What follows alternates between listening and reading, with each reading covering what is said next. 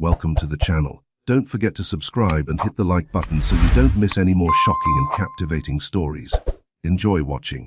Ethan had never believed that betrayal announced itself loudly. He believed it arrived quietly like a hairline crack in glass, almost invisible but spreading. The night it began, he wasn't suspicious. He wasn't angry. He wasn't even curious. He was just tired. Ethan stepped into the bathroom after midnight, the house already asleep around him. The hallway light spilled softly across the tiles, and the sound of running water filled the space. His wife, Claire, stood at the sink, her back to him, scrolling on her phone with one hand while brushing her teeth with the other. "Hey," he said casually. The phone slipped from her fingers. It didn't fall gently. It hit the sink, bounced, and clattered against the floor with a sharp sound that echoed unnaturally loud in the small room. Claire froze. Ethan stopped too. For a moment, neither of them moved. Then she turned around fast, eyes wide, breath shallow. "Why would you do that?" she snapped. "Do what?" Ethan asked, confused. "You scared me," she said, voice too sharp, too defensive. "Can't you make some noise when you walk?" Ethan blinked. He hadn't raised his voice. He hadn't rushed. He had done nothing unusual. "I said hey," he replied calmly. She bent down, grabbed the phone, and turned the screen toward herself as if protecting it. Her hands trembled slightly. She noticed. He saw it, and immediately clenched her jaw. "Whatever," she muttered. "I'm going to bed." She brushed past him. Shoulder stiff, perfume trailing behind her like a closing door. Ethan remained in the bathroom, staring at the empty space she'd left. That was the first crack. They had been married for 8 years. Not perfect years. Not movie years, real ones. Weekend grocery runs. Arguments about money that ended in silence instead of shouting. Sex that came less often but felt deeper, more familiar. Shared jokes no one else understood. A life built brick by brick. Ethan trusted that life. Which is why the silence that followed that night bothered him more than her anger. Claire stopped leaving her phone unattended. She used to toss it on the couch, on the kitchen counter. Sometimes she forgot it in the car.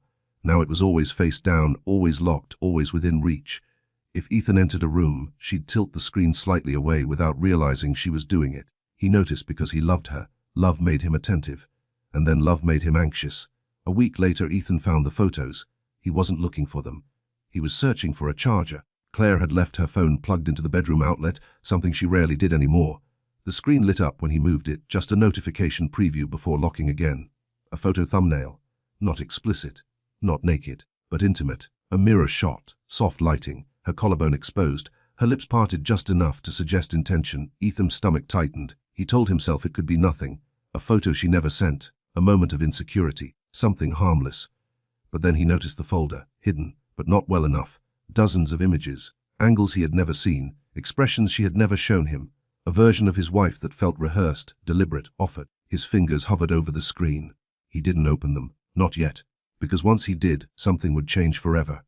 That night, Claire laughed at his jokes again. She touched his arm while they watched TV. She rested her head against his shoulder like she used to. Her warmth felt real, familiar, and suddenly unbearable. Ethan smiled when he was supposed to. Inside, his mind ran in circles. Who are these for? How long has this been happening? Is this my fault? He went to bed later than usual, staring at the ceiling while she slept beside him, her breathing steady, peaceful. He wondered how someone could sleep so well while lying awake inside another life. Over the next weeks, Ethan didn't confront her, he observed. He learned the rhythm of her lies before he even knew what they were. She worked late on Thursdays now. Always Thursdays. She showered immediately after coming home. She smiled at her phone in the mornings when she thought he wasn't watching. Ethan started keeping mental notes. Dates, times, details. Not because he wanted to accuse her, but because he needed to understand. He needed the truth to arrive fully formed, undeniable, something solid enough to hold when everything else collapsed. At work, he stared at spreadsheets without seeing them. His coworkers joked, complained, lived their normal lives while his felt suspended, like a held breath. At night, he replayed memories. Their wedding, the first apartment, the promises. He didn't cry, he felt something colder than sadness. He felt replaced. One evening, Claire left her laptop open on the kitchen table. A message notification popped up, just a name, Mark. Ethan stared at it longer than he should have. Mark, not a coworker he recognized, not a friend, not a family member, just a name, plain, ordinary, dangerous. Claire walked back into the room, saw Ethan looking at the screen, and froze again. Too still. "Don't," she said quickly, reaching for the laptop. "That's work." Ethan nodded. "Okay," but his voice sounded far away even to himself. That night, while she slept, Ethan sat alone in the living room, the house dark except for the glow of his phone. He opened a notes app and wrote one line: "I will not confront her until I know everything." Because love, when wounded deeply enough, doesn't explode, it sharpens. Ethan learned quickly that suspicion changed the way the world sounded. Every word Claire spoke now carried an echo. Every pause stretched longer than it should. Even the ordinary noises of their home, the hum of the refrigerator, the ticking clock above the stove, felt louder, like witnesses that knew more than they revealed. He did not become dramatic, he became careful. That was the most frightening change of all. He started waking up before her. Not intentionally at first. His body simply refused sleep once the sky began to lighten. He would lie still beside Claire, watching her face soften in dreams, trying to reconcile this peaceful woman with the hidden folders, the guarded phone, the name that did not belong in their life. Mark. Ethan said the name silently, testing how it felt. It felt invasive, like a stranger sitting at their kitchen table. At work, Ethan functioned on autopilot. He answered emails, attended meetings, nodded at the right moments. But his mind was always elsewhere, assembling fragments into something coherent. Thursday nights, immediate showers, phone always on silent, laptop angled away. Patterns formed not because he searched for them, but because they insisted on being seen. He told himself that if he was wrong, he would hate himself forever. If he was right, hatred would be the least of his problems. The first real confirmation came by accident. Claire was in the shower one evening, steam fogging the bathroom mirror, water pounding loud enough to drown out anything else. Her phone lay on the bed, face down as always. It vibrated, once, twice. Ethan stood frozen in the doorway, heart thudding hard enough to feel in his throat. He should walk away, he thought. He should respect her privacy. He should trust his wife. But trust, once cracked, no longer held weight. He flipped the phone over. A message preview lit the screen. "Mark, I can't stop thinking about last night." Ethan's hands went numb. There was no ambiguity, no interpretation required. Just words, simple, devastating words, that rearranged the shape of his marriage in seconds. He did not open the message. He didn't need to. He set the phone back exactly where it had been, turned off the screen, and walked into the kitchen like a man leaving a crime scene. That night, he didn't confront her. He didn't raise his voice. He didn't even look at her differently, at least, not outwardly. Claire talked about her day, complained about traffic, asked him what he wanted for dinner next week. Ethan listened, and wondered how someone could speak so normally while standing on a fault line. When she reached for his hand, he let her. When she kissed his cheek, he didn't pull away, but something inside him withdrew completely. Ethan began documenting, not obsessively, methodically, dates when she came home late, times when her stories didn't align, moments when she looked relieved instead of happy to see him. He never took screenshots, never touched her phone again. He didn't want stolen evidence. He wanted truth that couldn't be argued away. One Saturday afternoon, Claire said she was meeting a friend, just coffee, and left wearing a dress Ethan hadn't seen in years. It wasn't provocative, it was intentional. Ethan waited 10 minutes after she left, then he followed. He hated himself for it. The man he had been would have judged this version of him harshly, but the man he was becoming understood that some lines were crossed quietly, without ceremony. He parked across the street from the cafe she had mentioned, and waited. She never went inside. Instead, she stood outside, checking her phone, smiling in that soft, private way Ethan hadn't seen directed at him in months. Then a man approached, tall, casual, confident in the way men are when they believe they are unseen. Mark. Ethan knew instantly. Mark leaned in, kissed her cheek. Too familiar, too practiced. Claire laughed, not the polite laugh she used in public. The real one. Ethan's vision blurred, not from tears but from something heavier, a pressure behind his eyes that felt like rage learning restraint. He watched them walk away together, hand in hand. That night, Ethan sat alone in the darkened living room long after Claire came home and went to bed. He did not ask where she had been. She did not offer details. They were both pretending now, but only one of them knew it. The next weeks were the hardest, because now Ethan knew, and knowing without acting was a unique form of suffering. Every shared meal felt staged. Every "I love you" felt counterfeit. Every touch felt borrowed from another man's time. Yet he stayed calm, too calm. Claire noticed. "Are you okay?" she asked one night, studying him carefully. "You've been distant." "I'm just tired," Ethan replied. It wasn't a lie. He was exhausted from holding himself together. Ethan began planning, not revenge, not yet, but an ending that preserved his dignity. He met with a lawyer during lunch breaks, quietly, professionally. He asked questions he never thought he'd ask, about assets, about timelines, about how divorce actually worked when feelings were still alive but trust was dead. The lawyer spoke gently. "You don't have to decide today," she said. Ethan nodded. "I know," he replied. "I'm just preparing. One evening, Claire left her laptop unlocked again. This time, Ethan didn't hesitate. He opened the messages. Read everything. Months of conversations, photos he'd never received, plans discussed casually, hotels, excuses, lies, and one sentence that finally broke something in him: "I wish I had met you before him." Ethan closed the laptop slowly. The room felt very quiet. He realized then that he wasn't afraid anymore. He wasn't confused. He wasn't even angry. He was done. Later that night, as Claire slept beside him, Ethan stared into the darkness and made a decision that would change both their lives. He would confront her. But not yet. First, he would let her believe she was still winning. The night Ethan decided to confront Claire, everything felt different. Like the air had thickened, weighted with inevitability. It wasn't the kind of confrontation that exploded in fury or spilled over in tears. There would be no shouting, no accusations hurled like projectiles. He had seen enough movies to know how that went: the screaming, the blaming, the mess of raw emotion. He wasn't interested in that anymore. Ethan had moved past anger. He had moved past the shock. Now, he was simply tired of living in the shadow of something unspoken, something festering between them. It was the stillness that unsettled him most. Claire still kissed him goodbye every morning. She still asked about his day with a smile that never quite reached her eyes. She still touched him in the same way, affectionate but distant. The lie had become routine, and Ethan couldn't keep pretending. He'd spent the previous hours preparing for this conversation. He rehearsed in his head the questions, the tone, the right balance of calm and certainty. He couldn't let her manipulate the situation. He couldn't allow her to twist things and make him question himself. He had to be clear, strong, indifferent even, like someone who had already accepted the truth and was no longer desperate to hear her side. Claire was in the kitchen when he walked in, her back to him as she prepared dinner. The scent of garlic and tomatoes filled the air. The normalcy of it was suffocating. "Claire," Ethan said softly. She turned, startled, and smiled. "Hey, what's up?" There it was again, that smile. The smile that had been the perfect shield for months, a mask she had perfected to keep him from digging too deep. But Ethan didn't flinch this time. He stood still, met her gaze with quiet determination. "I need to talk to you," he said, his voice steady. Claire's smile faltered slightly. "Sure, babe. What's going on?" Ethan closed the distance between them, walking past the counter and stopping a few feet away.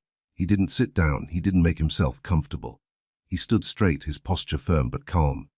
"Why didn't you tell me about Mark?" he asked, his eyes locking onto hers. Her face went blank for a moment, just a flicker of surprise, and then her expression shifted, deflecting. She put the spoon down, wiped her hands on a towel, and stepped back slightly. But the defensive shield was already slipping. I don't know what you're talking about," she stammered. "Mark is just a friend. Ethan cut her off, his voice firm but calm. "No, Claire, it's not just a friend. You've been seeing him for months. I've seen the pictures, the messages. I know everything." Or for a moment, neither of them moved. Claire's eyes darted to the side, then back at him, as if trying to read the situation, to find an escape. But there was no escape now. "Not from this. You don't understand," she whispered, taking a step back. "It's not what you think." But Ethan was done with her half-truths. He had watched her weave the narrative for long enough. He knew exactly what had been happening, and it was no longer a matter of misunderstandings. "No, Claire," he said, voice unwavering. "It's exactly what I think. And I've been patient. I've been waiting for you to come clean. But you've been lying to me every day, and I'm done. I deserve better than this. I deserve honesty." Claire's face contorted with frustration. "You think I'm just going to admit it like that? You think I'm going to tell you everything because you say so?" Ethan took a deep breath. He wasn't going to let her provoke him. He had to stay in control. "I don't need you to admit anything," he said. "The evidence is right in front of me. I'm not asking for an apology or some kind of closure. I'm just asking for the truth." Claire's eyes welled with tears, and for a moment Ethan thought she might break down. But instead, she wiped her face with the back of her hand and took a shaky breath. "It just happened," she said, her voice trembling. "I never wanted it to. It was just something I couldn't stop." "Couldn't stop," Ethan repeated, his voice a quiet, disgusted whisper. "Claire, you've been having an affair for months, and now you tell me you couldn't stop." She looked away, her eyes focusing on the counter, unable to meet his gaze. "I didn't mean to hurt you," she said, her voice breaking. "I really didn't. But I got lost, Ethan. I didn't know how to fix it. I didn't know how to feel loved again." Ethan stood motionless. The weight of her words hung in the air, but it wasn't the apology he had hoped for. It wasn't the raw honesty that would make everything make sense. It wasn't the kind of confession that allowed him to forgive her. It was a justification. A weak, broken excuse that shifted the blame from her actions to something abstract. "I'm sorry," Claire repeated, softer now, but her voice was thick with guilt. "I never wanted to hurt you. You've always been so good to me." But Ethan felt something inside him break, but it wasn't the sadness he had expected. It wasn't the devastation he thought would swallow him whole. No, what broke inside him was the last trace of attachment. He wasn't sad, he wasn't angry, he was just done. "Claire," he said, his voice calm now, almost detached.